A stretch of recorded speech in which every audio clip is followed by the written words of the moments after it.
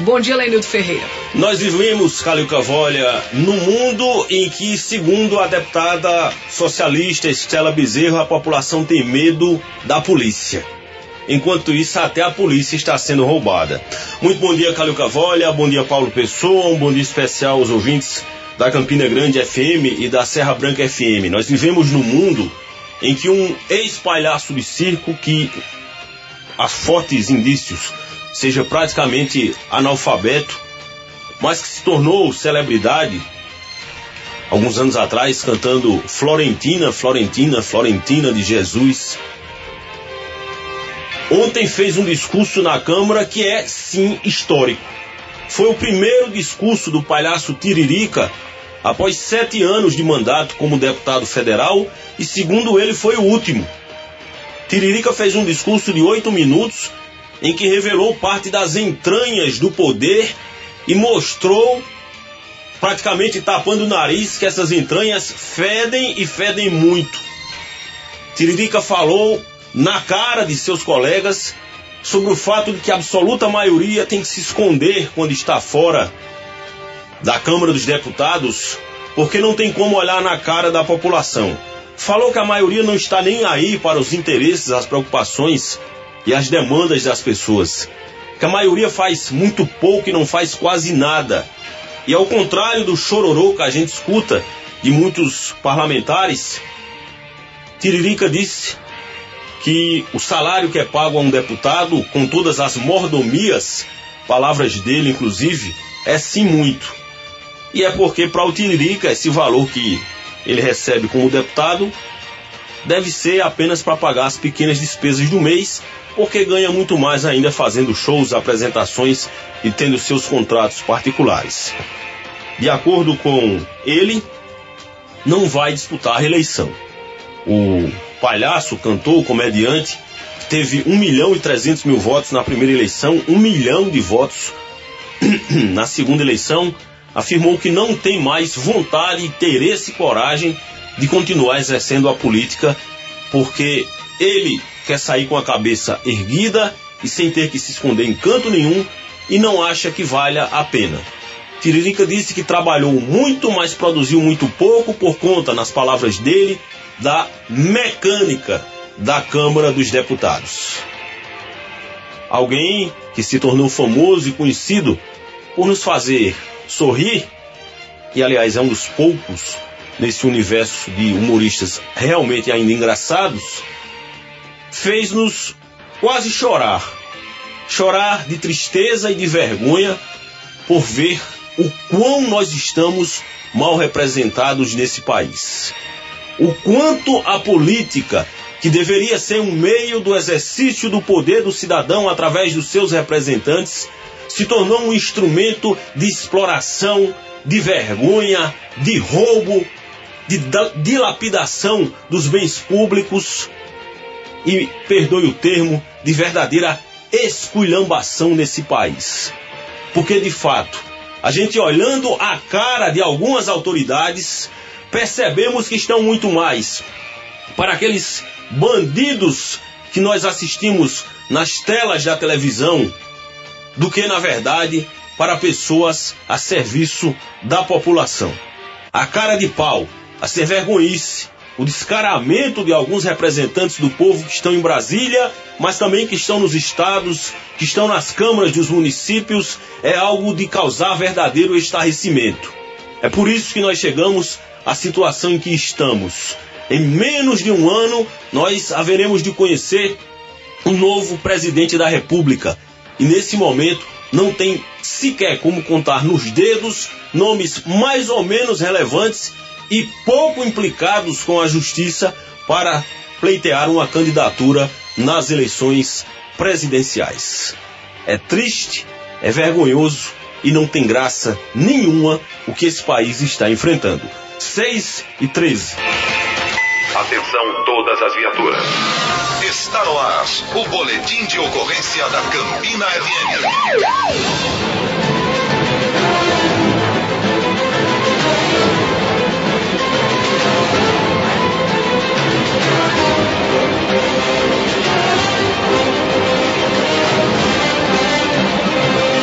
São 6h mais 14 agora na Paraíba, 6h14. É hora do balanço das principais ocorrências policiais das últimas 24 horas em Campina Grande e região. E preste atenção no boletim de hoje para, sobretudo, uma notícia que o Paulo Pessoa vai trazer agora. Paulo, se é que é possível, muito bom dia. Bom dia, Lenildo Ferreira, bom dia, Calil Cavolha, bom dia a você, ouvinte do Jornal Integração, que nos acompanha através das rádios Campina FM, Serra Branca FM, e que o dia de hoje seja, de fato, diferente do dia de ontem, especialmente para os moradores da cidade de Pocinhos, no Agreste Paraibano. Uma tragédia anunciada, um quadro da violência que vinha sendo pintada no município, chegou ao seu ponto alto na madrugada de ontem, quarta-feira, dia 6 de dezembro de 2017. A delegacia do município, sede da Polícia Civil na cidade, quartel-general dos investigadores, foi arrombada. De lá, os bandidos furtaram 2 armas de fogo, além de peças de inquéritos policiais. Vale ressaltarmos, lembrarmos, que há algumas semanas, o prefeito da cidade, o senhor Cláudio Chaves, em uma entrevista exclusiva ao Jornal Integração da Rádio Campina FM, havia denunciado a falta de estrutura da polícia na cidade, tanto a Polícia Civil quanto a Polícia Militar. Vamos acompanhar, portanto, o que disse o prefeito à nossa equipe de reportagem no dia 14 de novembro deste ano, ou seja, há menos de um mês. Olha, a gente já vem fazendo há muito tempo, solicitando do governo que amplie o número de policiais, porque você tem ideia, Pocinhos tem quase 19 mil habitantes, Pocinhos tem uma área de territorial de 630 quilômetros, e apenas 3 policiais. Tem um delegado, mais 2 agentes, são 6. Mesmo assim, não estão aqui presentes pelas condições. Sábado e domingo, né, a gente tem a questão, o governo faz a questão do plantão, que não está, e impossível, por mais que eles queiram trabalhar, é impossível que se tenha 5 agentes, 6 agentes, para dar conta de uma população de 19 mil habitantes. Então, assim, a gente vem solicitando, a prefeita em exercício solicitou do governo do estado que aumentasse esse número de policiais para que pudesse fazer mais ronda, para que estivesse mais presente aqui no município, porque a coisa aqui é grave, a coisa é muito séria. Então eu queria aproveitar a oportunidade para mais uma vez solicitar do governo do estado uma atenção, um olhar melhor para Pocinhos, já que ele é governador, assim como eu sou prefeito de todos, ele é governador de todos, e a gente não pode deixar de atender quando pode, de atender a população, porque o governo sabe disso, o governo sabe que é impossível que a polícia militar e civil, com apenas 6 homens aqui no município, possa atender uma demanda que vem crescendo assustadoramente. As famílias não querem mais sair de noite de casa com medo. Os finais de semana a gente vê pouco movimento na rua, justamente porque as pessoas têm medo de sair na rua. Então eu queria aproveitar já por participar desse programa que tem, como eu disse, audiência e credibilidade, solicitar do governo, do estado, das autoridades, que tem um olhar melhor para Pocinhos, porque nós estamos numa situação muito crítica, muito difícil. Prefeito, então neste caso, só para que eu entenda melhor, são apenas 6 policiais das 2 polícias, civil e militar? Exatamente. A gente tem um batalhão que foi criado aqui da Caatinga, que é mais só para operações de banco, e a gente fica com dificuldade de dar a cobertura. Para você ter ideia, nós fazemos divisa com 11 municípios. Da divisa de Esperança e Aldão de Jandaíra, com a divisa de Boa Vista e Saudade, são 60 quilômetros de uma divisa a outra. Então a gente fica sem poder cobrar tanto da polícia aqui local, em virtude desse número reduzido de policiais. Apenas 6 policiais. O delegado Durval dos Santos Barros agora não é mais o titular das delegacias de Pocinhos e também Puxinanã. Fato que terminou sendo publicado no dia 29 de novembro. Ele foi transferido para a delegacia de Araruna, no Curimataú do estado. Preocupados com a onda crescente de violência, a Câmara de Vereadores de Pocinhos terminou atendendo a um requerimento do vereador Memel Chaves, do PTB, que inclusive é irmão do prefeito Cláudio Chaves, e vai realizar uma audiência pública para debater o gravíssimo problema da segurança pública no município. A audiência já tem data marcada. Acontece na noite de hoje, quinta-feira, às 7h30, na Câmara Municipal de Pocinhos.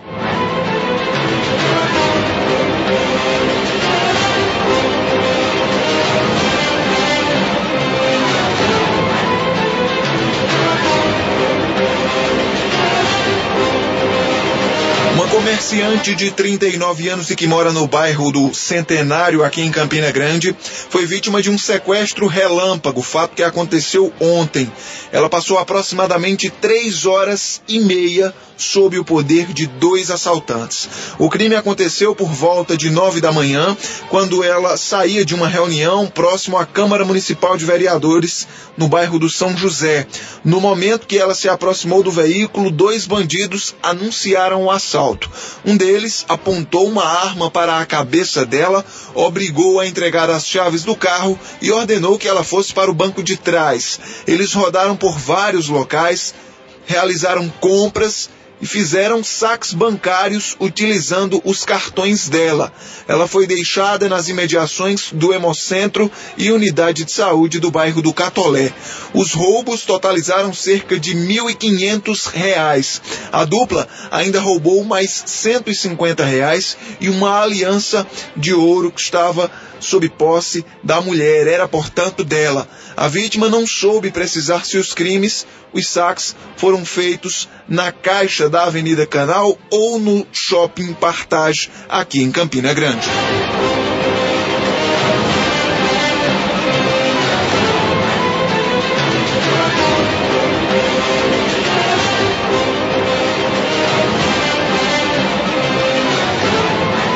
Por fim, no boletim de ocorrências de hoje, informamos que um homem terminou caindo de uma passarela de pedestres em cima de um carro. O fato aconteceu no fim da tarde de ontem, na capital João Pessoa. De acordo com a Polícia Rodoviária Federal, esse fato foi registrado no quilômetro 26 da BR-230. Com o impacto da queda, o teto do carro terminou sendo perfurado, ficou completamente destruído. A condutora do veículo em que o homem caiu também terminou ficando ferida. Os 2 foram socorridos, levados, portanto, para o Hospital de Emergência e Trauma de João Pessoa e não correm risco de morte. Com esta informação, Calilca, a gente finaliza o boletim de ocorrências desta quinta-feira. Muito obrigada, Paulo Pessoa. Lamentável essa insegurança que a gente tem vivido aqui no estado da Paraíba. A audácia, ousadia dos bandidos de entrar numa delegacia, furtar 3 armas e, sinceramente, ainda tem certos discursos de políticos achando que nós somos crianças em dizer que não há essa insegurança no estado da Paraíba. Já vamos trazer informações no Diário do Cariri. Júnior Queiroz, bom dia. Bom dia. Trio armado rouba carro e leva motorista como refém em cidade do Cariri paraibano. A população da região do Cariri continua sofrendo com a onda de assaltos e violência. Na noite da terça-feira, 3 homens armados roubaram um carro e levaram um motorista como refém na cidade do Congo. Conforme informações, por volta das 20 horas, 3 homens em uma moto Honda Bros tomaram por assalto um veículo modelo Gol de cor vermelha, placa MOM 1041, e levaram um motorista que só foi liberado na cidade vizinha de Cochichola. A polícia realizou diligências, mas não conseguiu localizar os criminosos nem o veículo. E uma outra informação: grupo assalta casa lotérica no Cariri paraibano. Uma casa lotérica foi arrombada na madrugada de ontem na cidade de São Sebastião do Umbuzeiro, região do Cariri paraibano. Segundo as informações divulgadas pela Polícia Militar, 3 homens violaram a entrada do estabelecimento, mas não foi confirmado se eles levaram algum dinheiro. O arrombamento ocorreu por volta das 3h40 da madrugada, quando o trio encapuzado chegou até a agência da cidade. Segundo relato de moradores, não houve disparo de arma de fogo. A Polícia Militar começou a fazer buscas, mas relatou relatou que ainda não há informações do veículo e nem do armamento utilizado pelo Grupo Nação. Guarnições das rondas ostensivas de Umbuzeiro, São João do Tigre e Camalaú também estiveram empenhadas na operação. Porém, até o momento, ninguém foi preso. Com informações da Serra Branca FM para o Diário do Cariri, Júnior Queiroz. Essas são as manchetes dos principais jornais brasileiros e portais de notícias online na internet.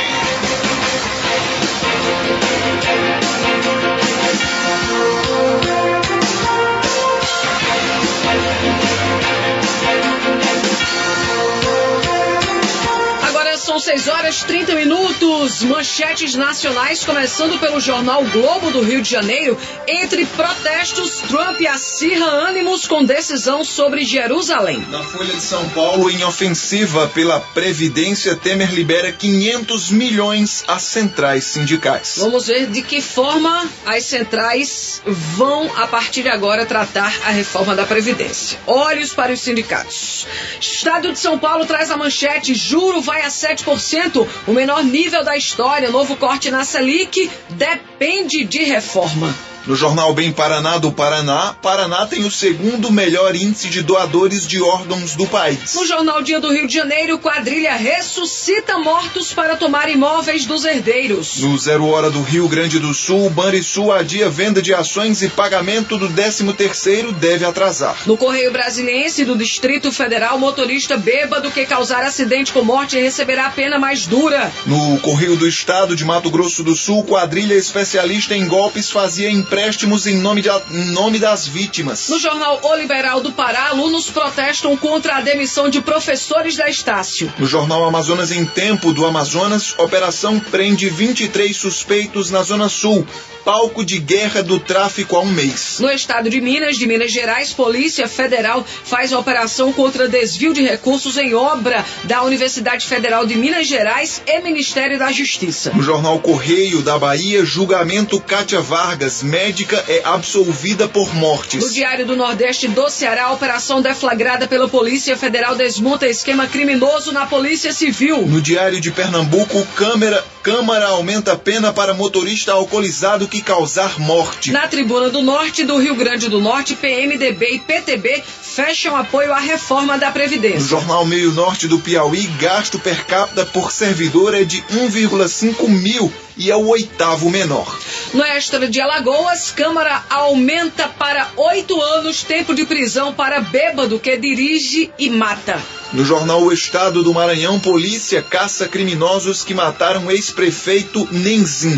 No Correio de Sergipe, Tribunal de Justiça mantém mandato de Tijóia Evangelista. No jornal A Gazeta do Espírito Santo, presidente da Desportiva é preso em operação da Polícia Federal. O jornal A União do Governo do Estado da Paraíba, na manchete, traz aprovada pena maior para motorista bêbado que matar. Agora são 6h32. Agora, bota a bola no chão. Em campo, a equipe de jornalismo da Campina FM. Acompanhe agora, lance a lance, o que de mais importante acontece no mundo da bola.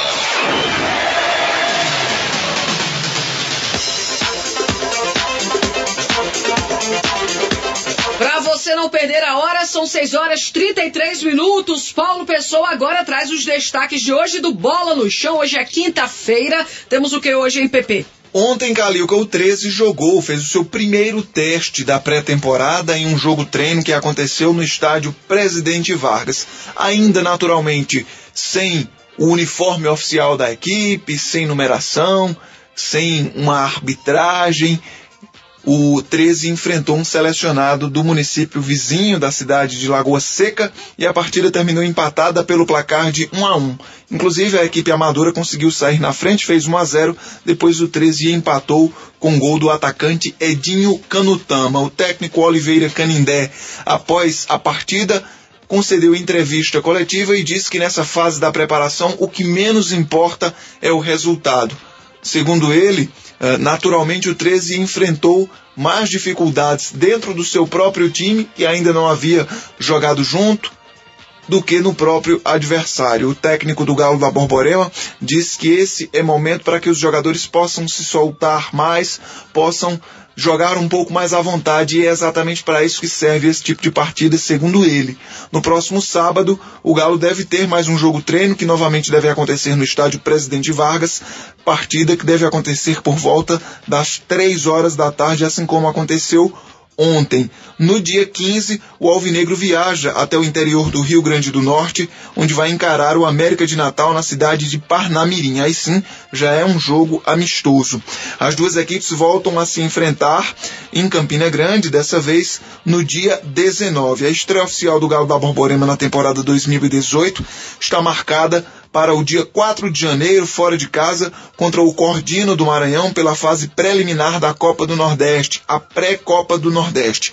No Campeonato Paraibano, o 13 estreia em casa contra o Alto Esporte da capital, no Presidente Vargas. Esse jogo contra o Cordino é o primeiro jogo do ano e também é um dos mais importantes, porque depois dessa partida e do jogo da volta, que vai acontecer em Campina Grande, conheceremos uma das equipes que vai estar na fase de grupos da Copa do Nordeste. Naturalmente, o 13 quer a vaga, o 13 busca essa vaga, e por isso, nessa fase de pré-temporada, tenta esconder o jogo, fecha treinos da imprensa, tenta dificultar ao máximo o contato dos que fazem a informação com o elenco, no sentido de não repassar informações, não fornecer informações para a equipe adversária, que é lá do interior do Maranhão. Ontem a formação inicial do Galo para esse jogo treino foi Saulo no gol, na defesa, Ferreira, Peterson, Leonardo Luiz e Kaique,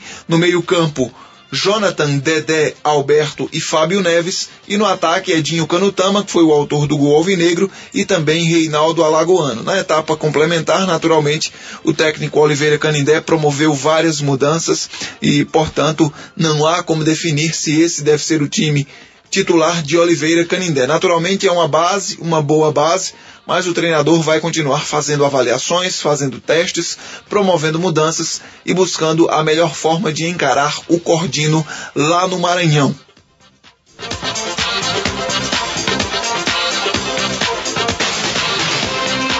E já finalizando Bola no Chão de hoje, informamos que ontem aconteceu o primeiro jogo da final da Copa Sul-Americana. Na Argentina, o Independiente recebeu o Flamengo e venceu de virada pelo placar de 2-1. O rubro-negro fez 1-0 aos 8 minutos do primeiro tempo com um gol de cabeça do zagueiro Hever, e a equipe conseguiu empate ainda no primeiro tempo com Gigliotti aos 28 minutos, e aos 7 minutos da etapa final, Meza fez 2-1 e garantiu a vitória ao time argentino, que agora joga por um empate no jogo da volta que vai acontecer no Rio de Janeiro para ser campeão da Copa Sul-Americana. Com esta informação, Calil, que a gente finaliza o Bola no Chão de hoje.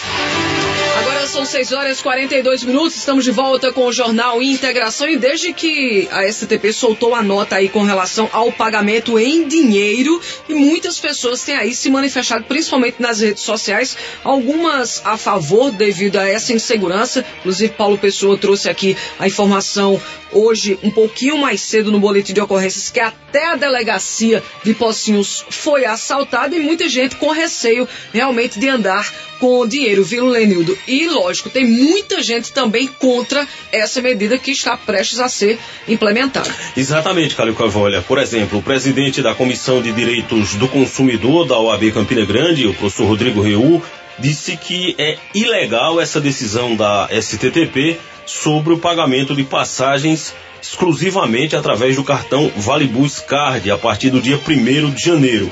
Segundo Reu, a prática é abusiva e representa uma desvantagem para o consumidor, de acordo com o artigo 39 do Código de Defesa do Consumidor.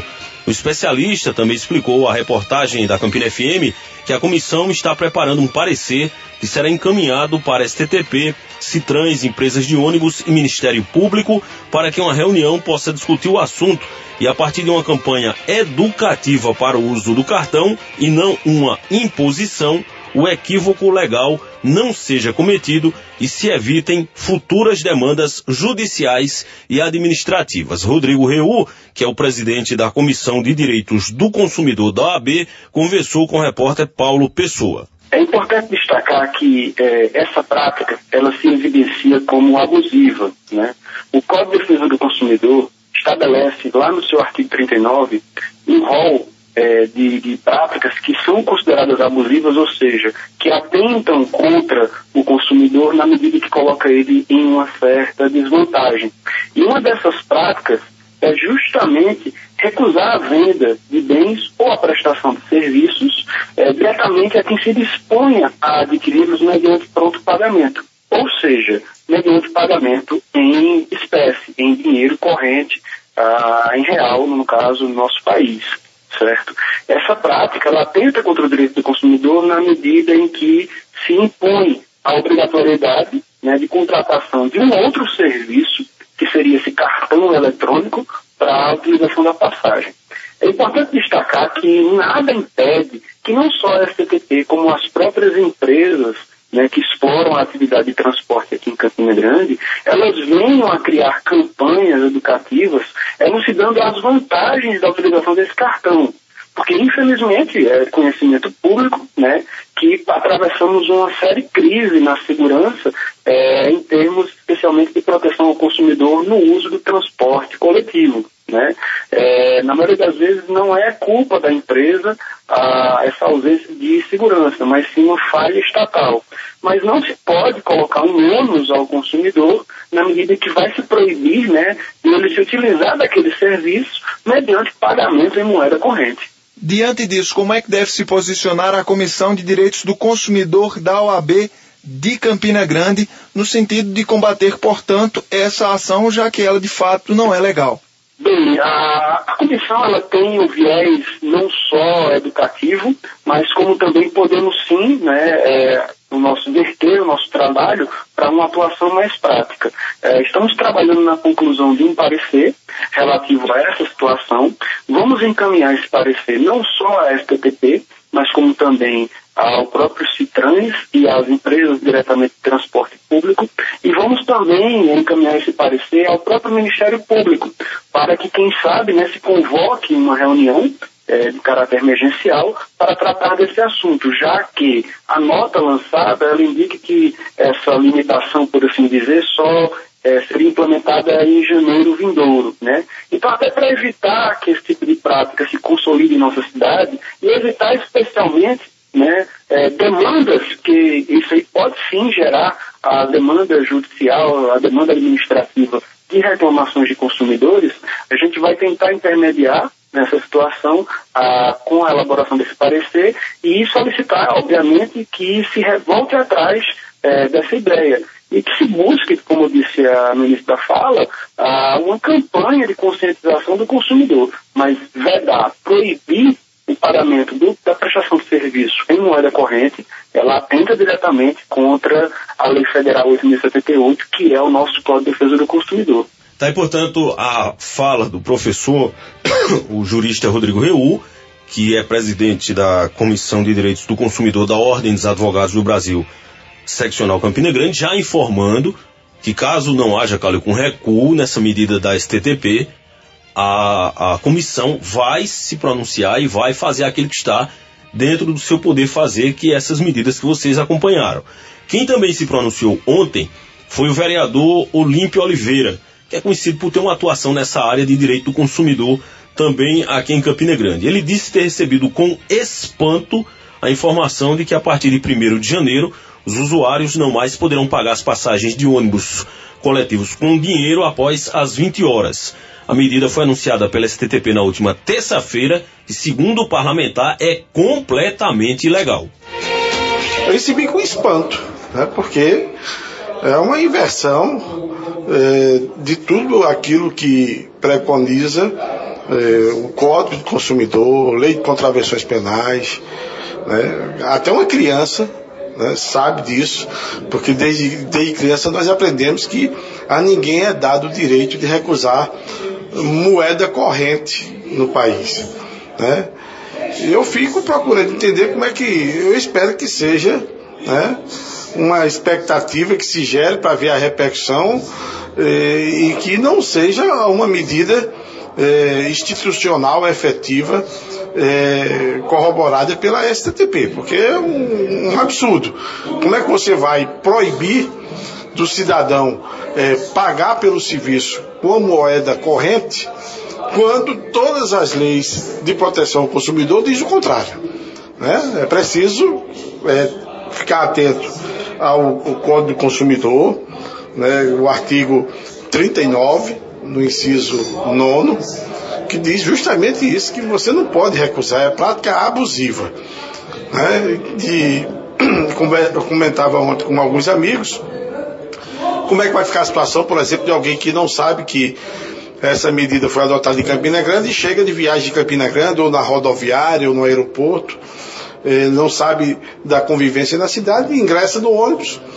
Quando vai tentar pagar a passagem, alguém diz, não se recebe dinheiro, você vai ter que descer.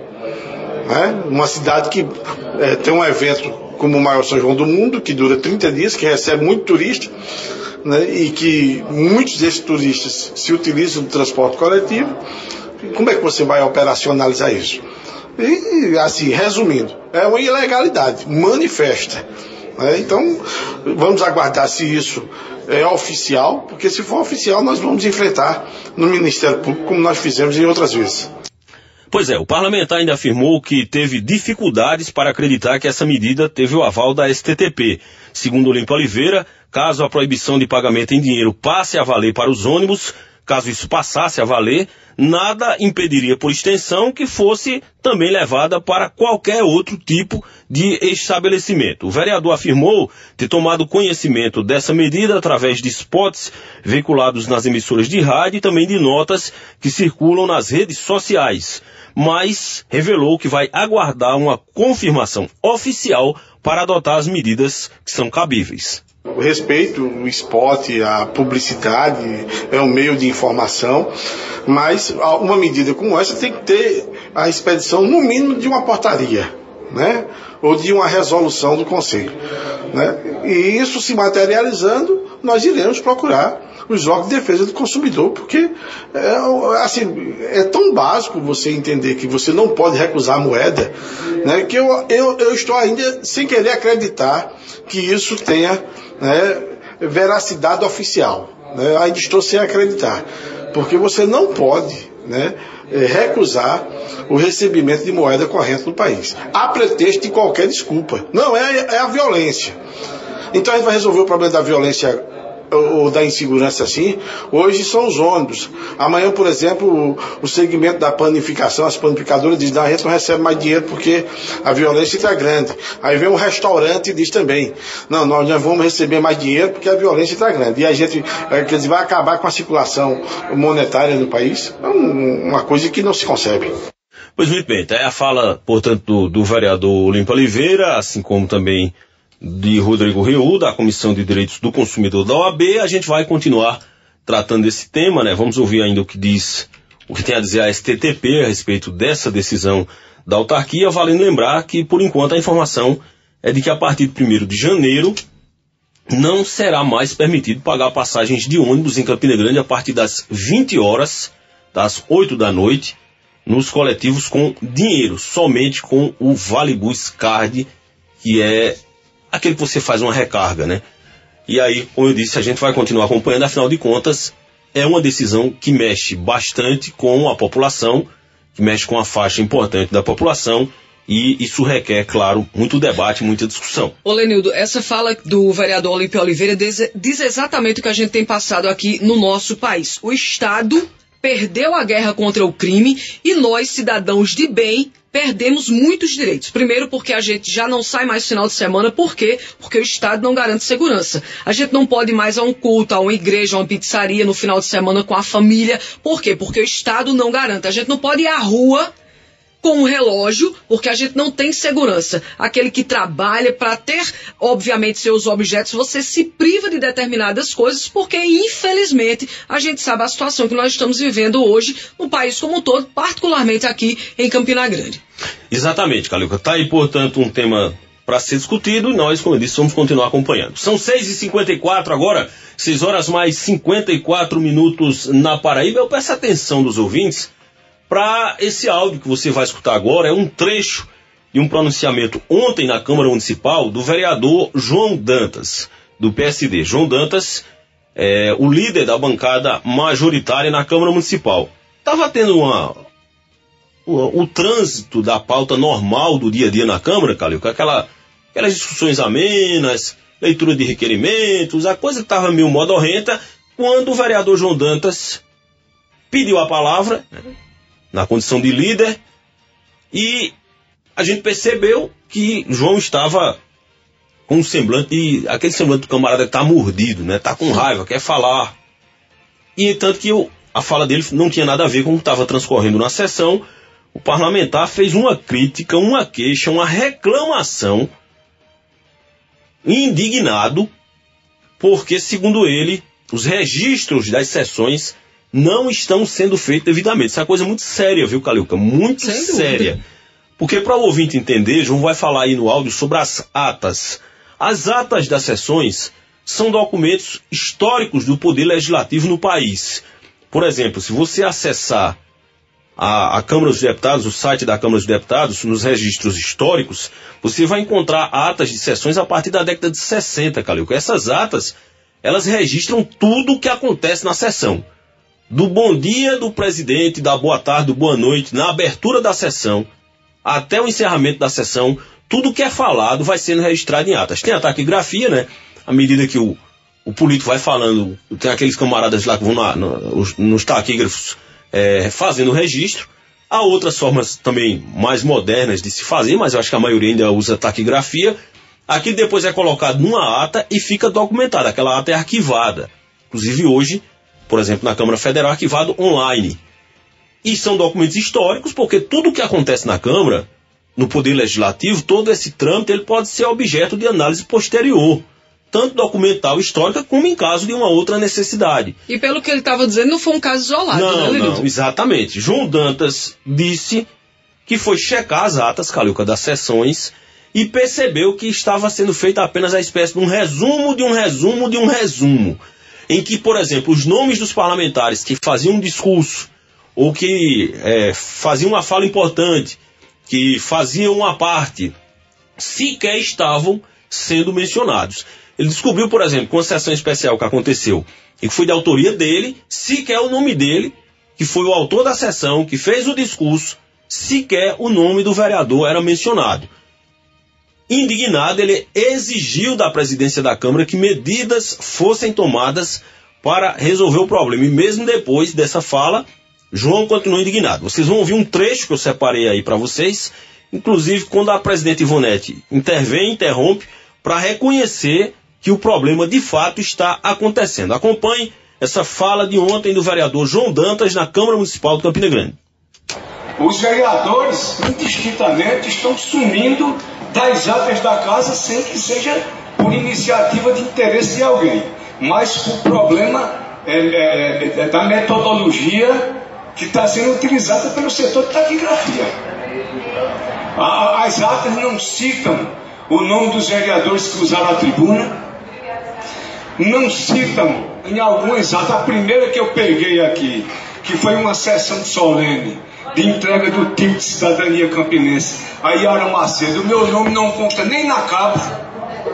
Então eu preciso que a mesa, em defesa até da própria história de cada um, porque eu não quero ser vereador aqui na Câmara Municipal para participar das sessões, receber o salário de vereador, ter sido diplomado e daqui a 20, 30 anos alguém venha fazer um apanhado da Câmara de Vereadores e o meu nome não existe.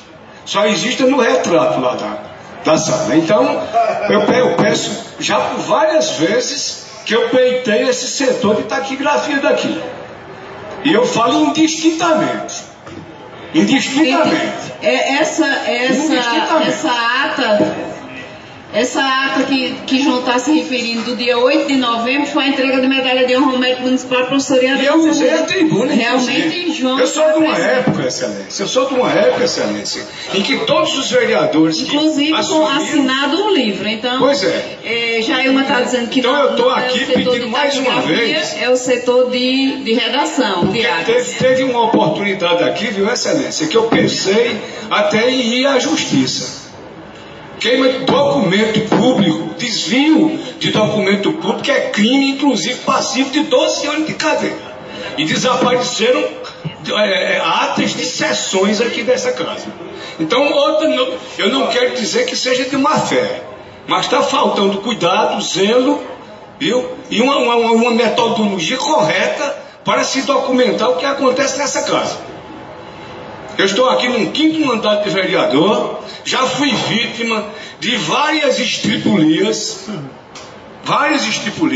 Eu lembro-me quando o então prefeito veneziano Vital do Rego II Neto enviou a esta casa um projeto de lei criando a figura do ordenador de despesa. Eu subi para aquela tribuna para dizer que o prefeito estava botando uma casca de banana sobre os pés dos seus secretários. Estão aí, um monte deles aí condenados, enfim. Quando eu fui procurar a ata não existe. Sumiu aqui da casa. Muito bem, 7 horas pontualmente agora na Paraíba. Tá aí, foi um trecho apenas da fala de João Dantas. Como vocês perceberam, o João estava furibundo, viu, ontem na Câmara, e disse que vai exigir que medidas sejam tomadas. Aí, Caliuca, na sequência dessa fala, a presidente da Câmara Municipal, Ivonete Ludgério, fez um comentário rápido e eu não vou dizer que foi irônico, porque não foi irônico. Na verdade, foi meio que um recado, meio que um aviso. E que depois ela tirou o meio e foi um aviso dado com todas as letras. Ivonete disse o seguinte, que o que acontece é que quando um presidente assume, existe uma tradição na Câmara de que ele não deve tirar funcionários que já estão lá. Eu estou me referindo a funcionários comissionados. Porque, como todo mundo sabe, em todo governo é assim, né? O governo novo que entra, sobretudo quando é um grupo político diferenciado, aqueles cargos comissionados, eles são substituídos, porque são cargos de confiança, né? São cargos de natureza tipicamente de confiança.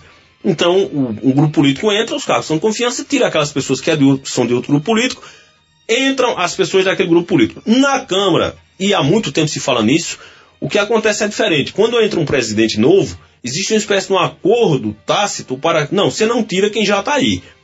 Não muda. E isso vai, digamos que, manietando aquele presidente que assume, porque a cada mandato que se passa, vai se acumulando ali um grupo de funcionários que era do presidente anterior. E segundo Ivonete, ela deu a entender que no setor aí de atas, de registro de atas, de redação de atas, aparentemente existem pessoas que não foram indicadas por ela. E ela deu a entender, ela disse, na verdade, que o que acontece é quando tira uma pessoa, quando substitui, os próprios vereadores reclamam. E ela disse, no entanto, que se voltar a acontecer esse problema que o João denunciou, se não houver uma solução, ela vai tirar as pessoas que são responsáveis e vai trocá-las. Deu esse recado ontem na Câmara. Ela está querendo dizer que funcionários de um outro presidente... Isso. Não estão querendo colocar na ata. Não estão fazendo. Pelo menos assim, digamos, não estão fazendo o serviço devidamente, né? Porque a reclamação de João é que isso seria uma coisa que, como você comentou antes, vem acontecendo faz tempo. E isso vai gerando um problema muito grave, um problema de um acervo que não vai sendo registrado como devia. E, extraoficialmente, Caliuca, nas conversas de bastidores, a história é aquela assim, não, é porque entra um presidente, o funcionário que tem foi indicado por outro presidente, os funcionários não têm, digamos assim, um cuidado, um ímpeto muito grande, um envolvimento, um comprometimento muito grande, e a coisa vai sendo feita meio que do jeito que cada um quer. E aí a presidente deu um recado ontem que ou isso muda, portanto, ou vai haver cabeças rolando na Câmara Municipal nesse segmento. É uma acusação muito forte essa. Não, foi um momento assim... foi um momento, como é que a gente pode dizer, de bastante irritação. Inclusive teve um vereador, o vereador Galego do Leite, que sugeriu que, ao invés de se discutir aquilo no meio da sessão, se tratasse aquilo internamente, e Ivonete Ludgério já estava irritada e disse que não, que ia tratar abertamente e que a partir de agora tudo ia ser tratado abertamente, porque quando foi para se denunciar aquela história de que ela teria um acúmulo de salários, se fez abertamente. Palavras dela. Então ela disse que a partir de agora vai ser tratado tudo abertamente. Tomara que seja, viu, Caliuca? Tomara que acabe essa prática do salão azul que tem na Câmara há muito tempo, de que certas decisões, certos debates, eles acontecem longe dos olhos, dos ouvidos da imprensa e da população. São 7h04 agora, 7 horas mais 4 minutos na Paraíba. Deixa eu pedir para a Caliuca trazer uma notícia aqui enquanto eu edito um áudio ali, uma sonora, sobre o gás de cozinha. É só notícia boa, né? Pois é, infelizmente tivemos mais um aumento esta semana e o presidente do Sindicato dos Revendedores de Combustíveis da região de Campina Grande confirmou que o aumento anunciado pela Petrobras já está em vigor. Em conversa com a nossa reportagem, o Bruno Agra chamou a atenção de pontos importantes que devem ser considerados pelo cliente na hora de adquirir o botijão de gás, como a pesquisa de mercado e também a compra do produto com a nota fiscal. Ele ainda confirmou que há uma diminuição de imediato na venda, mas que a tendência é a normalização, tendo em vista o cunho social do produto. Ouça, portanto, o que disse Bruno Agra. Esse valor já está valendo nas distribuidoras, mas nem tudo está perdido para o consumidor, porque existem os estoques dos revendedores, tá? E eles têm interesse em permanecer com o seu cliente. Só vão repassar isso aí quando realmente tiverem adquirido o produto com preço novo. Tá? Então, pesquisar isso sempre é importante e, assim, adquirir o produto com a nota fiscal para evitar essa questão de adulteração, né? Para a segurança do próprio cliente. Bruno, qual é o valor médio que deverá ser aplicado quando esse reajuste chegar para o cliente? Olha, hoje o preço está custando em torno de R$65. Varia um pouco pela forma de pagamento, se for em dinheiro, se for dessa, aí cada revenda pratica da forma que lhe convier. Mas a perspectiva que o segmento está projetando é em torno de R$75. Vai subir R$10 com esse reajuste anunciado recentemente, que é de 8,9. E como você bem falou, né, esse 8,9 vai se aliar aos 33% que já foi repassado no curso do ano. Ô Bruno, esse é o 6º aumento anunciado através da Petrobras. Os revendedores têm sentido uma diminuição na venda desse produto? Olha, sempre tem uma diminuição, sabe, Calico? O problema é o seguinte, é que gás de cozinha tem um cunho social. Então ninguém deixa de cozinhar seus alimentos. Então, olha o problema, eu não entendo essa política Petrobras de atrelar preço internacional a preço aqui no Brasil. Tendo em vista que a Petrobras, teoricamente, é uma empresa nacional, foi toda a projeção que a Petrobras tem internacional e o tamanho que ela tem, foi por conta de investimento de tributos dos contribuintes. Então ela decidiu agora com a nova política de atrelar preço internacional. Não é nem justo. Isso é ruim para o cliente. Ninguém deixa de cozinhar. Né? O pessoal pode deixar de andar de carro, pode deixar de qualquer coisa, menos de se alimentar.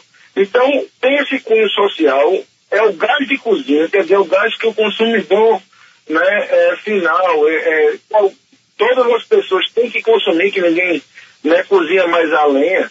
Então, tem esse cunho social, é uma política, assim, muito cruel por parte da Petrobras, por parte da direção da Petrobras. Veja que a Petrobras é uma empresa, né, e ela não tem culpa. Quem tem culpa são os dirigentes da Petrobras, né? Sempre foi tratado de forma social nos últimos anos, nos últimos 15, 20 anos, ela tem se entendido isso daí, né? A Petrobras ela é monopólio nessa questão de gás, tá? Então só ela quem faz para o Brasil inteiro, ela mesmo transporta, ela tem distribuidora e para os outros distribuidores, tá? Então assim, é muito cruel essa política, né? Revolta o revendedor, né? Que revendedor, por ele, quanto mais barato, melhor, que mais utiliza, né? Mas assim, infelizmente, é a política que a Petrobras está adotando agora. Para Bruno Agra, os revendedores sofrem com a baixa lucratividade acarretada pelo aumento e não descarta que haja um novo reajuste ainda esse ano. Bruno, esse é o 6º aumento anunciado pela Petrobras só nesse ano de 2017. Isso quer dizer que o revendedor aumenta também a sua lucratividade? O pior que ainda tem essa questão. Ao invés de aumentar a lucratividade, né, ela baixa a lucratividade. Por quê? Porque vai ter que reduzir os custos lá, vai ter que reduzir o preço do consumidor, porque fica proibitivo esse preço. Baixa a lucratividade. Não é interessante aumento para revendedor. Muito pelo contrário. Quanto mais barato, melhor. Ele pode ter até uma margem maior e tudo. Né? Infelizmente é ruim para todo mundo, só é bom para a Petrobras, talvez, viu? E talvez. Nós estamos no último mês do ano de 2017. Existe perspectiva de que aconteça aumento ainda este ano? A perspectiva, olha, sempre existe perspectiva de aumento, né? Porque com essa atual direção, e ela mesmo já informou que atrela os preços ao câmbio e ao preço internacional, né? Então sempre existe perspectiva, está variando de acordo com o mercado. Está variando de acordo com o mercado, mas também está variando de acordo com os dirigentes da Petrobras atuais, né? Então, a gente não sei, nós reunimos e imaginamos que até o final do ano chegaria a R$100. Felizmente, essa realidade não aconteceu, né? Mas está chegando bem próximo. R$75 já é um preço muito alto para, se a gente dividir pelos 13 quilos, a gente vê quanto paga por quilo de GLP. Pois é, então você que for comprar o próximo botijão vai pagar nessa casa aí de R$75 e ainda havendo a possibilidade desse aumento acontecer ainda nesse ano de 2017. São 7h10. Nós vamos fazer um intervalo comercial daqui a pouco no Jornal Integração. Vamos falar sobre os altos salários na maternidade Elpídio de Almeida, pelo menos é o que diz o vereador Alexandre do Sindicato. Falar nisso, você vai acompanhar como é que foi a reunião intermediada ontem pelo Ministério Público com o objetivo de discutir problemas da maternidade municipal e encontrar soluções.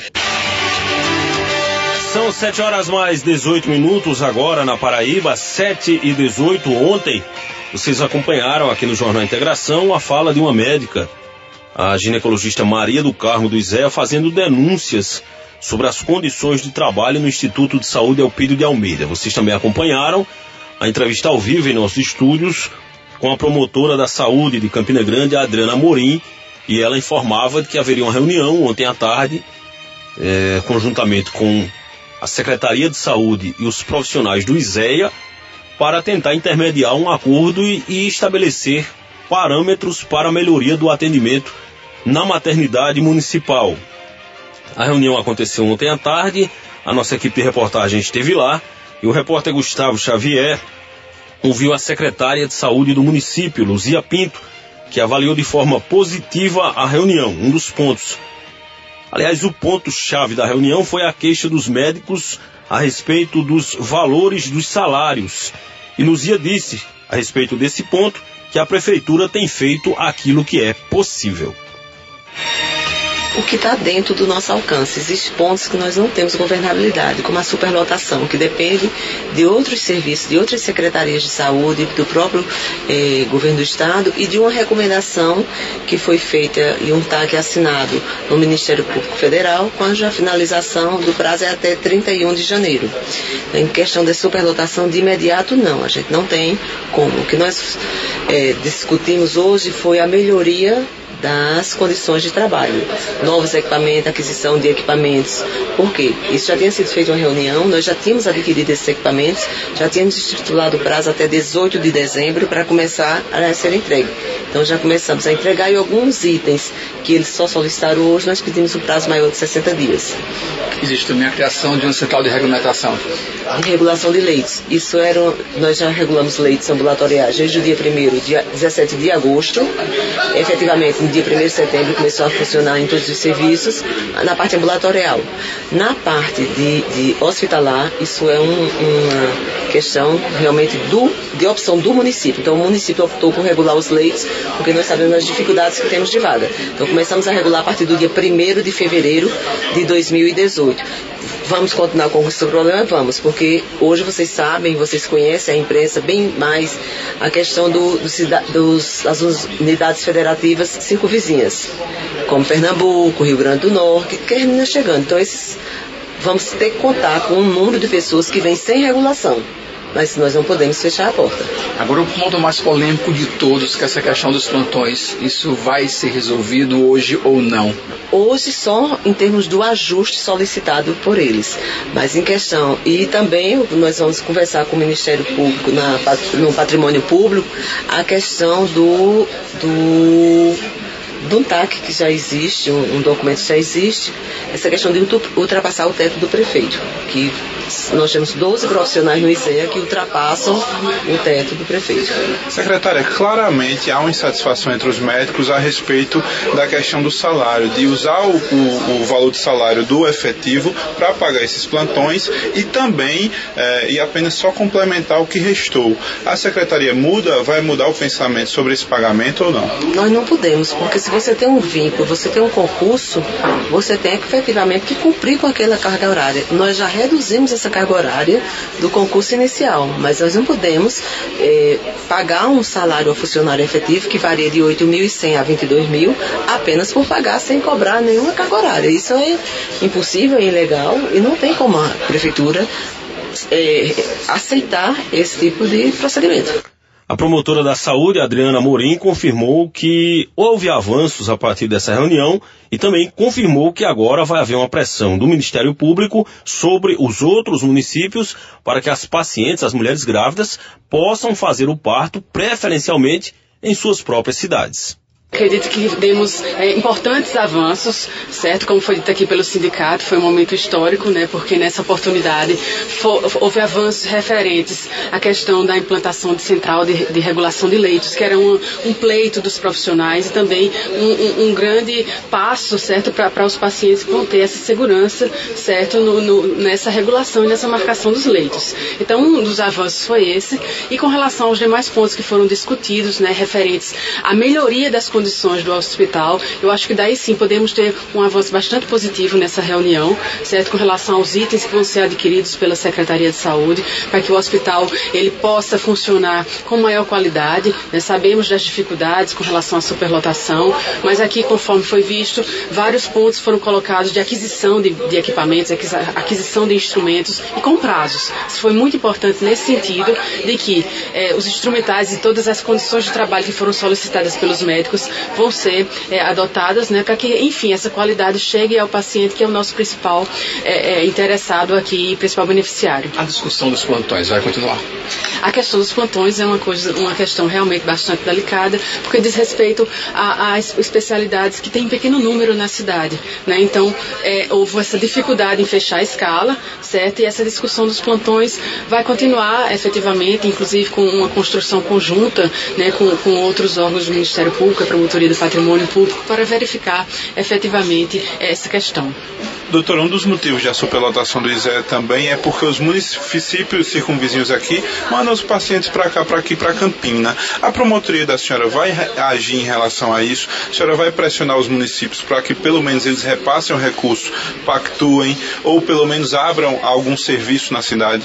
Já existe um inquérito civil público que tramita no Ministério Público Federal, em que houve uma recomendação, certo, para que os municípios ou passassem a oferecer o serviço ou encaminhar seus recursos, não só para Campina Grande, mas para outros municípios em que existem as maternidades e que efetivamente realizam os partos. Então foi feita essa recomendação e também, após isso, um termo de ajustamento de conduta, certo, em que os municípios eles se comprometeram ou a começar a executar os partos ou a encaminhar os recursos. Já houve, certo, alguns municípios que fizeram essas escolhas e alguns também se comprometeram até o dia 31 de janeiro a colocar esse serviço em prática, certo, em funcionamento, uma vez que já recebem para isso. Então, com isso esperamos que essas gestantes, porque o ideal é que cada uma ficasse em sua cidade, né, e tivesse a assistência mais próxima, né, assistência obstétrica mais próxima. Então, esperamos que com o cumprimento desse termo de ajustamento de conduta, efetivamente vagas surjam, né, e que realmente a estrutura passe a funcionar, certo, com maior fluidez, com maior resolutividade. Está aí, portanto, a fala da promotora da saúde, a doutora Adriana Amorim. Apesar, Calil Cavolha e Paulo Pessoa, das denúncias terem se dado sobre estrutura no ISEA, na verdade, o ponto-chave de toda essa discussão e o ponto-chave da reunião de ontem foi a questão salarial dos médicos. Apesar de tudo isso, os médicos garantem que a questão, a pauta e a preocupação não foca tão somente o aspecto financeiro. Por exemplo, o repórter Gustavo Xavier conversou com o médico anestesista Ricardo Loureiro, que disse que a pauta, enfim, caminhou ontem a partir dessa reunião e que, enfim, houve avanços. Caminhamos e caminhamos muito. Primeiro porque o maior problema por que passa a obstetrícia de Campina Grande é a superlotação do ISEA. A partir do momento que a secretária promete que em 60 dias, 2 meses, vai ser criado o centro de regulação, esse problema tende a ser minimizado. Então a superlotação vai tender a acabar dentro do ISEA. Isso é uma coisa que foi uma conquista excepcional, não só para os médicos, como para a secretaria, como para toda a população. A confecção dessa proposta. A segunda coisa, melhoria de condição de trabalho. Em diversos pontos do hospital, do estacionamento até a cozinha, foram discutidos pontos de material médico, qualidade do médico dentro do serviço, qualidade do atendimento, enfim. A secretária entendeu que ela precisava mudar, tomar algumas atitudes para que a gente tivesse mais condições de trabalhar naquela unidade de saúde de Campina Grande, certo? O terceiro ponto, que é o fechamento de escala. Ele é mais complexo, por um motivo muito simples que eu queria que vocês entendessem. É a falta de profissionais em algumas especialidades. No caso da anestesia, a escala já foi previamente feita. No caso da anestesia, a gente já apresentou a escala da anestesia praticamente feita. Existem algumas falhas. Mas no caso da pediatria e da obstetrícia, como a quantidade de profissionais é bem menor, certo? A gente ainda está se adequando, a gente ainda está sentando para discutir alguns valores para chegar no consenso.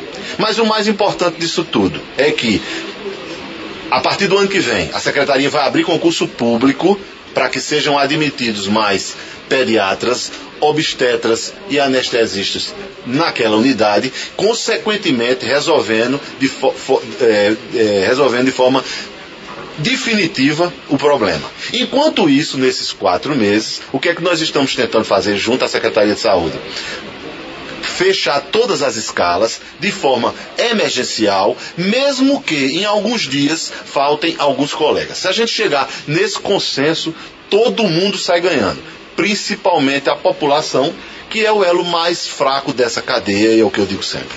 O elo mais fraco é o elo que paga o pato. Agora preste atenção nessa fala do anestesista Ricardo Loureiro, porque ela tem um link com o que você vai ouvir daqui a pouco. A respeito das críticas de que os médicos estariam fazendo essa mobilização somente porque querem receber mais dinheiro, Ricardo Loureiro rebateu e direcionou as suas críticas aos políticos. Ouça o que disse o anestesista Ricardo Loureiro nessa conversa com o repórter Gustavo Xavier. Bem, eu já trabalho no ISEA como médico em Campina há 37 anos e como anestesista do ISEA há 31. Tá certo? Eu fico extremamente triste que um vereador pense assim dos médicos. Primeiro, porque não se ganha de forma abusiva dentro do ISEA, não.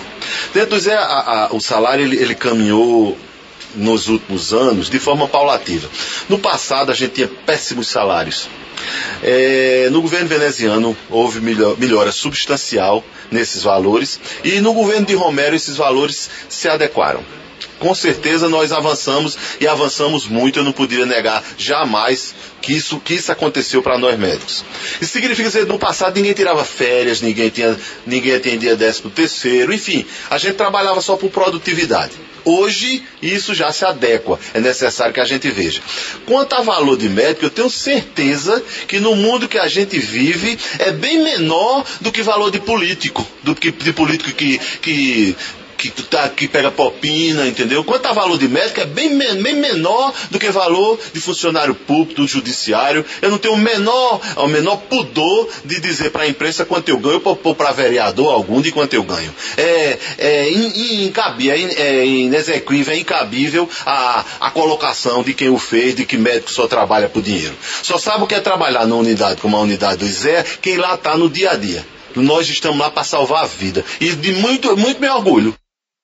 Muito bem, então, portanto, a fala do médico Ricardo Loureiro, anestesista, a respeito desse tema, porque, Caliuca, foi divulgado na Câmara Municipal ontem pela manhã, pelo vereador Alexandre do sindicato, uma lista, uma planilha que está disponível no Sagres do Tribunal de Contas do Estado, sistema online, com os salários de médicos de Campina Grande. A secretária Luzia, inclusive, falou agora há pouco sobre o caso de 12 médicos que ganham mais do que o prefeito, o que é considerado irregular. E o vereador apresentou uma lista ontem na Câmara Municipal de Campina Grande. Só para lembrar os nossos ouvintes, né, que pelas normas, o parâmetro salarial de teto no país seria de ministro do Supremo Tribunal Federal, ministro do Supremo Tribunal Federal, acho que cerca de R$33 mil, não me lembro agora precisamente, mas nessa casa.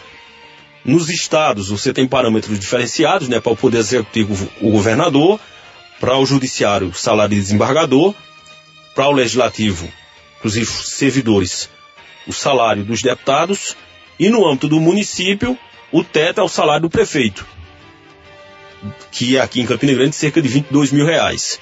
E portanto, nesse caso, há uma dúvida da Secretaria de Saúde em relação a essa questão dos médicos e desse teto salarial, que é tema, inclusive, de demandas na Justiça, essa discussão sobre se os médicos podem, acumulando gratificações e vantagens, inclusive plantões extras, ultrapassar ou não o teto estabelecido para aquele poder. Pois muito bem, o fato é o seguinte, Caliuca, da lista que foi divulgada pelo vereador Alexandre do sindicato ontem, nós temos alguns casos que chamam a atenção. Há vários casos de médicos que ganham acima de R$20 mil, alguns casos de médicos que ganham acima de R$25 mil, e há casos de médicos com salários, de acordo com essas planilhas do Tribunal de Contas do Estado, acima de R$30 mil. Tem, por exemplo, aqui o caso de um médico que tem um salário de R$38.247. Há o caso aqui também de uma médica com um salário de R$35 mil. Outra médica com salário de R$32 mil. Portanto, são apenas alguns dos salários, mas vários salários acima de R$25 mil.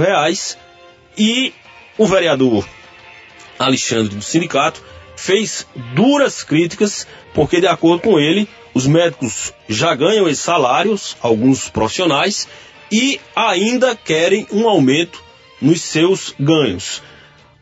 A gente vai no próximo bloco ouvir o que disse ontem o vereador Alexandre do sindicato, inclusive respondendo ao anestesista Ricardo Loureiro. Alexandre disse que médicos em Campina Grande ganham muito bem e atendem a população muito mal.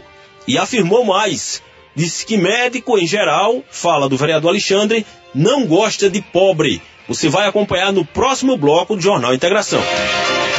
São 7h mais 39 na Paraíba, 7h39, na sequência dessas discussões a respeito do Instituto de Saúde, o Pídio de Almeida, a gente traz agora uma fala muito dura do vereador Alexandre do sindicato, que, como eu disse ontem na tribuna da Câmara Municipal, apresentou uma planilha apontando que alguns médicos de Campina Grande têm salários que chegam à casa dos R$40 mil. Na verdade, de acordo com o que apontou Alexandre, nós temos médicos com salários em torno de R$38 mil, e até casos que chegam aos R$40 mil, conforme essa planilha que foi apresentada ontem na Câmara Municipal de Campina Grande. Pois, muito bem, de acordo com o Alexandre, em conversa com a nossa reportagem, a iniciativa não teve como objetivo, essa iniciativa de divulgar os salários, colocar a população contra os médicos, mas sim mostrar que, ao contrário do que alguns médicos afirmam, eles já recebem, em sua maioria, muito bem pelo trabalho que realizam. No dia de ontem, na tribuna da Câmara, eu divulguei os Sagres, porque está aberto, como é aberto para toda a população, saber quais são os salários de vereadores, de prefeitos, de deputados e senadores, está lá porque eles prestam um serviço público e recebem do serviço público, e lá está aberto para todo mundo saber, não é algo trito ou sigiloso. Nós vivemos na ditadura, onde os valores recebidos por agentes públicos ou trabalhadores do serviço público sejam segredos. está lá. Então eu divulguei apenas para que os meus companheiros e a população, e principalmente aos companheiros da oposição, que apenas vê a questão das imagens, das queixas ou dos queixumes e não vê o que é feito pela gestão do prefeito Romero em favor da saúde de Campina Grande. Então, o que estranha, e aí com todo respeito, porque a Bíblia diz que todo trabalhador é digno do seu salário, eles têm recebido um salário razoavelmente bem. É claro que eles têm prestado um serviço, mas o salário, eu acho que é um salário que está sendo pago a contento. É um salário que é justo. Se estão brigando mais pelo salário, a gestão não tem condições de bancar. Porque aí não seria mais um trabalho, seria muito mais uma visão financeira, não seria mais uma prestação de serviço, ou um serviço aonde você também dedica alguns momentos do seu amor pelo que você está fazendo, mas você está sendo remunerado por aquilo. Então eu acho que a briga, se ela vem somente pelo salário, quando eles poderiam também estar exigindo melhorias, qualidades para fazer um melhor atendimento, né? Na questão da humanização em tratar as pobres do interior que chegam ali para ganhar uma criança que sofrem 3, 4 dias para ser atendida pelo médico. Eu acho que também nós deveríamos tratar disso. Questionado a respeito da fala do médico Ricardo Loureiro, que fez uma defesa dos salários recebidos pelos médicos, conforme você ouviu agora há pouco, e fez um contraponto no tocante ao que é pago a outros segmentos do país, inclusive políticos, Alexandre do sindicato mostrou-se indignado. Ele desafiou o médico para um debate, falou que, via de regra, os médicos não gostam de pobres e também afirmou que os médicos recebem bem para atender mal as pessoas. Acompanhe essa fala do vereador Alexandre do sindicato, uma fala dura, contundente, na entrevista ao repórter Gustavo Xavier. Ele, quando ele coloca esses políticos, com certeza ele não está incluindo a mim porque ele não conhece o meu trabalho. Com certeza o doutor Roberto, é isso? Ricardo Loureiro não conhece o vereador Alexandre do sindicato, ele não conhece o meu trabalho. Então ele pode falar, ou se puder falar pelos outros, tudo bem. Agora, eu não poderia negar que tem médicos no IDEA recebendo 40 mil reais, 30 mil reais. É justo, está trabalhando, está prestando seu serviço. Agora, quem recebe 40 mil reais, eu recebo 12.025 reais, entra na minha conta 9 mil reais.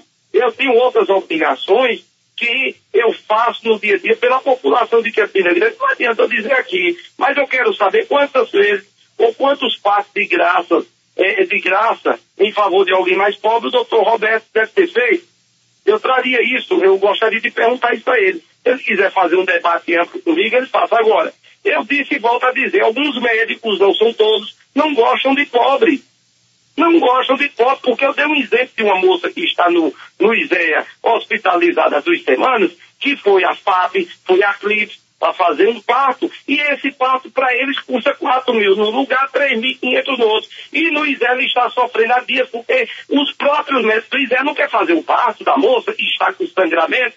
Eu chamaria o doutor Roberto e qualquer outro médico do ISEA que queira vir para esse debate comigo. Porque apontar é pouco notório, toda cidade sabe o salário que um vereador recebe.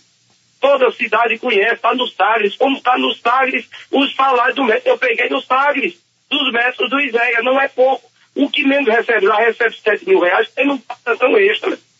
Mas os que dão plantão extra recebem tudo isso. Alguém vai dizer, sim, mas eles estão trabalhando. É claro, estão trabalhando, porque querem receber mais. E é justo, o que eles recebem agora não é justo, fazer biquinho para não atender o pobre, alegando que está recebendo pouco dinheiro, porque não é verdade. Agora, esse vereador aqui, Alexandre do sindicato, tem coragem de levantar esse debate e não esconda a cara, como alguns meus colegas na Câmara aqui vai acreditar, que fica em cima do muro fazendo o meu tempo para agradar a IAB. Eu fui eleito para defender os pobres dessa cidade. Eu já disse várias vezes na tribuna da Câmara, eu não tenho compromisso com o rico nem com a elite, eu sou a voz daqueles que são maltratados nos postos de saúde por médico que só quer atender 5 pacientes por dia, bate no peito e diz que é concursado e ninguém mexe.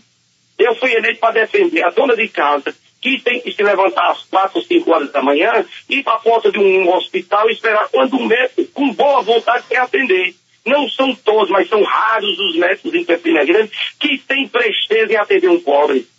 Agora, receber 40 mil contos e dizer que é muito, que é pouco, e querer que a Secretaria de Saúde se submeta a eles, isso é um crime. E o que deveria acontecer é terceirizar. Terceirizar foi o meu discurso na Câmara e farei isso novamente hoje pela manhã, dando essa mesma resposta ao doutor Loureiro, não é isso? Ricardo Loureiro. Farei isso e espero em Deus nunca precisar do doutor Roberto, do doutor Ricardo Loureiro, porque já sei que ele não vai se simpatizar ou não se simpatiza com o vereador Alexandre do sindicato. Agora, vereador, esse aqui trabalha, essa cidade me conhece e sabe do meu trabalho e não trata as pessoas mal. Não trata as pessoas com desdém, não deixa pacientes sofrendo em porta de hospital, porque os que chegam à minha porta e me procuram de madrugada, de manhã, de tarde, de noite, eu faço o meu papel de gestor e de político. Eu cobro na hora de cobrar, auxilio na hora de auxiliar, agora dou minha cara a bufete. E volto a dizer, médicos, com raríssima exceção, não gostam de pobre. Não gostam de pobre. Que diga isso às mães que são maltratadas nos hospitais por aqui afora, porque são mal atendidas, com a arrogância e com o mau humor de muitos médicos. Eu conheço o lugar onde as pessoas têm trazido queixumes direto para mim. De que médico diz, só atende na hora que eu quiser, do jeito que eu quiser. E isso não é justo. Agora, doutor, reclamar porque um vereador diz que um médico ganha 40 mil, está nos TAGs. Não é segredo de Estado, não. Está aberto. E amanhã farei a leitura mais uma vez desse relatório. Meu salário também está nos TAGs, R$12.025. Recebo no Banco do Brasil, com os descontos que tem lá, com os empréstimos, está tudo documentado na minha declaração de imposto de renda. Sou trabalhador, como é o doutor, e como outros trabalhadores trabalham. Agora, humilhar pobre, massacrar pobre, isso aqui eu não faço, como alguns médicos têm feito. Portanto, tá aí a fala muito dura do vereador Alexandre do sindicato, bastante contundente. Inclusive, Caliuca, fica o convite no ar, já que ele desafiou os médicos para um debate, se algum profissional médico do ISEA quiser participar de uma discussão propositiva, esclarecedora, mas colocando os dedos em algumas feridas de lado a lado, né, Caliuca? A gente abre o espaço aqui na Campina FM para essa discussão. Bom dia, Alexandre. Bom dia. Mais um sinal do milagre econômico que está sendo operado no Brasil. Juro básico de 7% ao ano, nunca esteve tão baixo. É mais uma parte desse milagre, segundo milagre econômico do Brasil. O primeiro foi nos anos Médici. Durante 3 anos o Brasil cresceu a 11%, 12% ao ano. Um crescimento superior ao da China. E havia pleno emprego. Bom, agora, depois do caos de 1 ano e meio atrás, o Brasil voltou a crescer, voltou a gerar emprego, está com a inflação lá embaixo, o juro nesse recorde, com grandes resultados na balança comercial, enfim. Mas a propósito, o Ministério Público Federal do Rio de Janeiro abriu uma ação de improbidade administrativa contra o ex-ministro da Fazenda, Guido Mantega, contra a ex-presidente da Petrobras, Graça Foster, contra o ex-presidente do BNDES, contra a ex-ministra do Planejamento, Miriam Belchior, que é a viúva do prefeito assassinado Celso Daniel. Por quê? Porque manipularam os preços dos combustíveis para não prejudicar a campanha de reeleição de Dilma Rousseff, prejudicando a Petrobras, que passou a ter prejuízo com aqueles preços. Hoje a Petrobras está entregue a Pedro Parente, que é o presidente, e está se recuperando também do caos em que foi metida, principalmente pela corrupção e pelo uso político eleitoral da maior estatal brasileira. O governador de Minas Gerais, Fernando Pimentel, agora é réu na Operação Acrônimo. O Superior Tribunal de Justiça, por uma corte especial, em que os 9 juízes acompanharam o relator, aceitou a denúncia do Ministério Público Federal por corrupção passiva, sem que ele perda o mandato até ser julgado, julgado inocente ou culpado. O motivo é uma propina de 15 milhões que teria sido pedida e recebida da Odebrecht, pedida pelo então ministro do Desenvolvimento, Indústria e Comércio Exterior, Fernando Pimentel, né, para facilitar empréstimo do BNDES para obras da Odebrecht na Argentina e em Moçambique. Ele era ministro do Desenvolvimento, Indústria e Comércio Exterior no governo Dilma. Viraram réus também o chefe de gabinete dele no ministério e também o Benet, aquele amigo dele que emprestava o avião. Né? Enfim, vai continuar no governo porque não perdeu o mandato. Né? Tem que se esperar o resultado desse julgamento. Tiririca, o deputado Tiririca, deputado mais votado do Brasil, anunciou ontem em plenário que está chateado com a política e que vai abandonar a vida pública. Não ficou bem claro se ele está renunciando ao mandato. Fez um discurso ontem da tribuna do plenário dizendo que está com vergonha, que está triste com o que viu nesses 7 anos. Ele está no 2º mandato. Francisco Everardo Oliveira Silva, está com 52 anos, nasceu em Itapipoca, Ceará, desde 8 anos trabalhou em circo como palhaço. Né? Na primeira campanha eleitoral dele para ser deputado federal por São Paulo, ele perguntava: o que faz um deputado federal? Eu não sei, vote em mim que eu te conto. Agora ele está contando, né, da tristeza dele e da decepção com o mandato. Ele recebeu 1.348.000 votos na primeira eleição, na segunda também mais de 1 milhão de votos. Né? Quando assumiu o 2º mandato, ele disse que circo é mais organizado que a Câmara Federal. Né? Enfim, está aí o registro desse grande acontecimento político de ontem. Né? A desilusão de um palhaço, né, com a Câmara Federal. De certo achou que lá era palhaçada demais para ele. Agora, palhaçada, gente, vergonha. São policiais civis tirando selfies com um bandido que foi preso ontem no Rio de Janeiro. Um bandido que para o Rio de Janeiro é uma celebridade, né? Sempre teve aura um bandido no Rio de Janeiro. Eu não vou citar aqui nomes de bandidos. Teve um deles em que eu fui tirar um passaporte e o delegado da Polícia Federal disse: olha, estamos com um preso aqui que gostaria de te conhecer porque é teu fã. Quando eu soube o nome dele, que era o Fernandinho Beiramar, eu disse: não vou, muito obrigado. Mas esse acontecimento de ontem, esses selfies, não tiveram nem vergonha na cara de botar nas redes sociais se vangloriando de tirar foto ao lado do bandido. Policiais. Que pena. De Brasília, Alexandre Garcia. O comentário de Alexandre Garcia teve o oferecimento de Sicredi Centro Paraibana. Descomplique, abra sua conta com a gente e localiza, onde é fácil alugar um carro na Avenida Brasília. Ligue 3337-2344. Depois de 2 horas de muita informação no seu rádio, chega ao fim a edição desta quinta-feira do Jornal Integração, que aconteceu no oferecimento de Petrônio Colégio e Curso, Clínica Doutor Vanderlei, Laboratório ProSangue Diagnóstico, Café Aurora e Angiocárdio. Para você um excelente dia. Amanhã tem jornal, estaremos no ar a partir das 6 horas aqui pela Campina FM. Um ótimo dia e até amanhã, se Deus assim nos permitir. No finalzinho aqui do Jornal Integração, Lenildo, trazer aqui um apelo da Maria José Dutra, que é moradora do bairro do Monte Santo, sobre um vazamento. Já comunicamos aqui a Cagepa, viu, dona Maria? E o Ronaldo Menezes se prontificou de enviar, portanto, uma equipe para solucionar o problema. E também o nosso ouvinte Patrício Silva, ainda falando com relação ao que disse a deputada Estela Isabel. Ele não concorda em absolutamente nada com o que ela falou com relação aí à polícia. Ontem nós repercutimos esse assunto aqui no Jornal Integração. Uma excelente quinta-feira para todos e até amanhã, se Deus quiser. A Campina FM é a rádio que antecipa o sucesso.